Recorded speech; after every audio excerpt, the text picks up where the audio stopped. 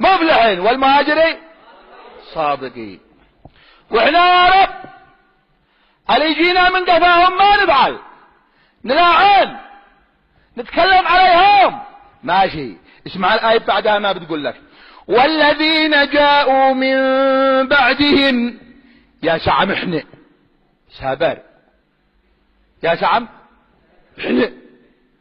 والذين جاءوا من بعدهم يقولون، ما يقولوا لعن الله ابو بكر وعمر، لعن الله عائشة وحفصة. استغفر الله. فناقل الكفر ليس بكافر، ما قال لك تلاعن، قال لك تدعي لهم. اسمع الآية والذين جاءوا من بعدهم يقولون ربنا اغفر لنا ولإخواننا الذين سبقونا بالإيمان ولا تجعل في قلوبنا غلا للذين آمنوا ربنا إنك رؤوف رحيم. يا ويل من يحمل الغل على صحابة النبي صلى الله عليه وآله وسلم. من خالفه ما بقي إلا ثلاثة أو. ركز على أو. الله يعينك يا أبو ذر، لا قالوا مؤمن ومؤمن ولا مرتد ومرتد، عاد مشكين فيك.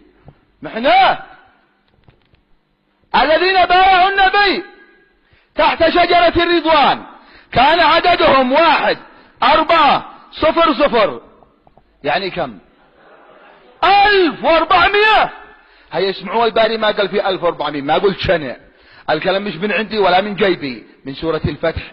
قال تعالى عنهم في سورة الفتح لقد رضي الله عن المؤمنين إذ يبايعونك تحت الشجرة. كم؟ 1400. لقد رضي الله. واحنا نرضى ولا ندك روسنا عرض الجد ولا عن أبتنا لا رضينا؟ أهم شيء إن الباري ماله راضي طز في الخلق كلهم.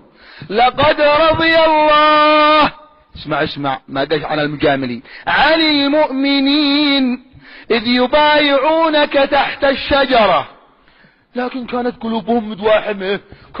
من قال لك معقول ان الباري ينزل سكينة على قلوب مدواحمة؟ ابدا. فعلم ما في قلوبهم. كمل. فأنزل السكينة عليهم وأثابهم فتحا قريبا. فلا إله إلا الله وحده لا شريك له. هم خالفوا جروا على علي، امروا على تحت السقيفة. أعوذ بالله. والله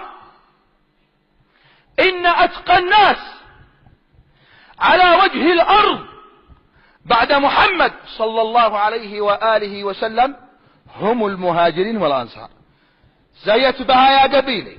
أتقى الناس على وجه الأرض بعد النبي المهاجر وأنصار 20 كرة. أتقى الناس ألزمهم الله التقوى. الكلام مش من جيبي، من أواخر سورة الفتح. قال تعالى فأنزل الله سكينته على رسوله وعلى المؤمنين وألزمهم. كمل. كلمة التقوى وكانوا. كمل. أحق بها وأهلها. الله أكبر ولله الحمد. الآية طعيمة ما تقول سكر، والله لي ضعيفة، لكن الخبر ما بيعجبهمش.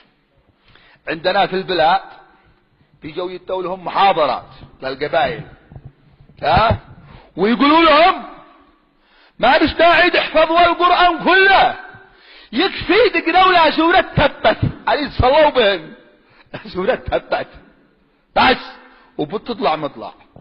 نحن ما عذر ما نطلع.